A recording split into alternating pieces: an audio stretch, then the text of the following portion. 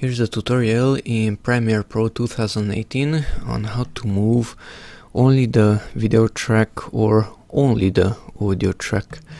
Well, to move only one of them, because if you select, let's see, the video, it's moving also the audio.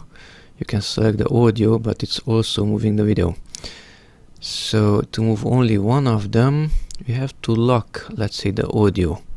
How to lock the audio track? Here's the lock sign. Now it's locked, now it's unlocked. So lock the audio and then you can move only the video.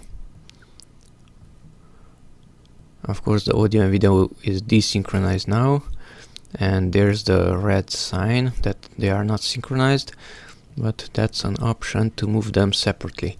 You can use the second tool, track select forward, and that will move all of the video tracks from that point to the right.